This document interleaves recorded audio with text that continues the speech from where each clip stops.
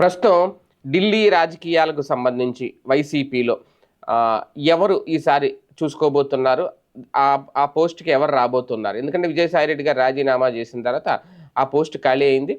ఒక రకంగా ఆయనే పెద్ద తరహాగా వ్యవహరించేవారు వైఎస్ఆర్‌సీపీకి సంబంధించి, ఢిల్లీ రాజకీయాలకు సంబంధించి అనేది. అయితే ఇప్పుడు ఆ ప్లేస్‌ని వైవీ సుబ్బారెడ్డి భర్తీ చేయబోతున్నారా అనేది. ఎందుకంటే వైసీపీకి ఇప్పుడు పెద్ద దిక్కుగా ఢిల్లీలో పార్టీ పరంగా అవసరాలు తీర్చే నేతగా వైవీ సుబ్బారెడ్డి కనిపిస్తున్నారనేది. ఇక మీదట ఆయన్నే పార్టీ అధినాయకత్వం కూడా పూర్తి స్థాయిలో ఆయన మీద ఆధారపడుతుందనేది. పైగా ఆయన జగన్‌కి సొంత బాబాయ్ కావడంతో ఆయన అధినాయకత్వంతో డైరెక్ట్‌గా కనెక్షన్ ఉంటుంది అని కూడా భావిస్తున్నారు. ఇప్పుడు వైవీ సుబ్బారెడ్డి చుట్టూనే అందరూ కూడా తిరుగుతున్నారు పార్టీకి సంబంధించిన నాయకులు.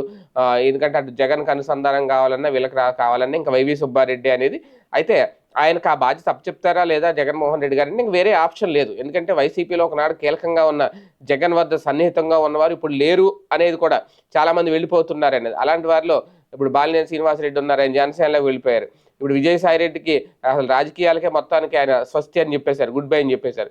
సజ్జల రామకృష్ణారెడ్డి గారు ఉన్న ఇంతకు ముందుతో పోలిస్తే అంత ఆదరణ ఆయనకి పార్టీలో కనిపించట్లేదు అనేది. దీంతో ఇప్పుడు వైసీపీలో వైవీ సుబ్బారెడ్డి హవా అయితే బలంగా ఉంది అని చెప్తున్న పరిస్థితి. బహుశా ఆయన నెంబర్ 2గా వ్యవహరించిన ఆశ్చర్యం అవసరం లేదు రేపొద్దున ఎన్నికల్లో అనేది. మరి వైవీ సుబ్బారెడ్డి గారు ఒక రకంగా ఆయన మీద కూడా నమ్మకం ఉంటుంది జగన్మోహన్ రెడ్డి గారికి. ఇంతకుముందు మరి టీటీడీ చైర్మన్‌గా వరుసగా 2 సార్లు చేశారు ఆయన కంటిన్యూగా. సో ఆయన నమ్మదగ్గ వ్యక్తి, సొంత బాబాయ్, అలాగే కాస్తంత సీనియర్ కూడా.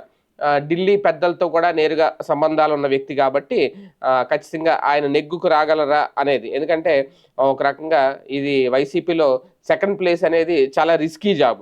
ఇటువంటి నేపథ్యంలో ఆ రిస్కీ జాబ్, ఆ రిస్కీ రెస్పాన్సిబిలిటీని మీదేసుకుంటారా వైవీ సుబ్బారెడ్డి గారు? ఆ స్థాయిలో చక్రం తిప్పగలుగుతారా లేదనేది చూడాలి.